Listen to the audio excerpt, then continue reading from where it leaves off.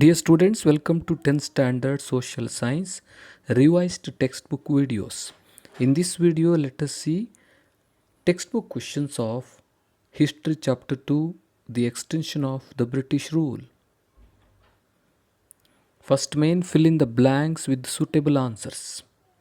At the end of First Anglo-Maratha War, dash agreement was signed between the Marathas and the British. Correct answer is Salbai. The subsidiary alliance system was implemented by dash. Correct answer is Lord Wellesley. The doctrine of lapse policy was implemented in the year 1848. The doctrine of lapse policy was implemented by Dalhousie.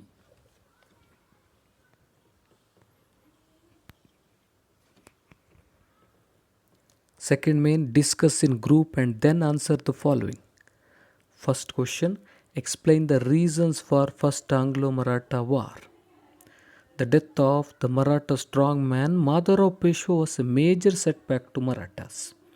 Though his brother Narayan Rao came to power, he was murdered by his uncle Raghoba or Raghunatha Rao.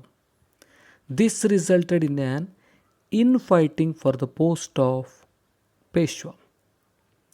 The Maratha Federation brought Madhavrao II, the minor son of Narayan Rao, to the post of Peshwa. Upset with this development, Raghoba approached the British for support. The British thought of exploiting this situation in their favor.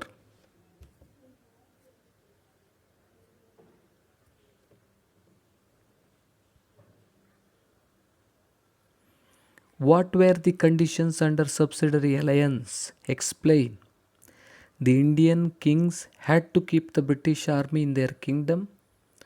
The state concerned had to bear the expenses of the army and the wages of soldiers, and also had to give certain revenue lands as well. The king had to have a British resident in his court. The king could not appoint any other European without the permission of the British. In order to enter into any agreement or pact with any Indian state, the permission of the Governor General was mandatory. In return for all these services, the company would offer protection to the state from any internal or external aggression.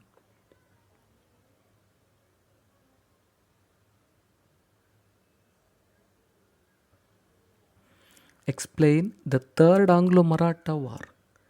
The Maratha families tried their best to protect their independence and honor.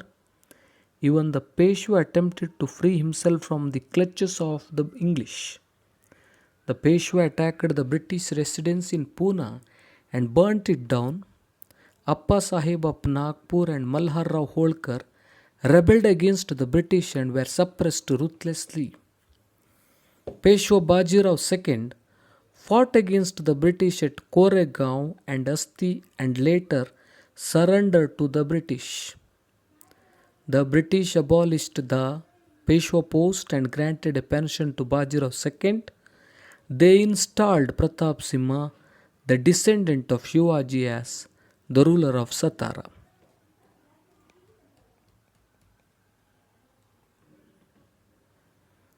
How did the doctrine of lapse support the expansion of British Empire in India?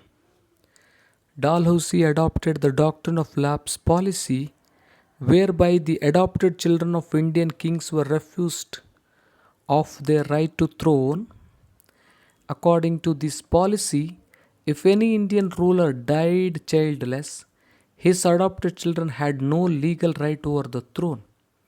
Such a state was merged with the British Empire.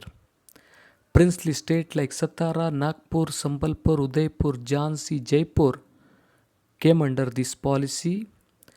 As the Governor General knew the conditions of these states, he used this policy as a political weapon.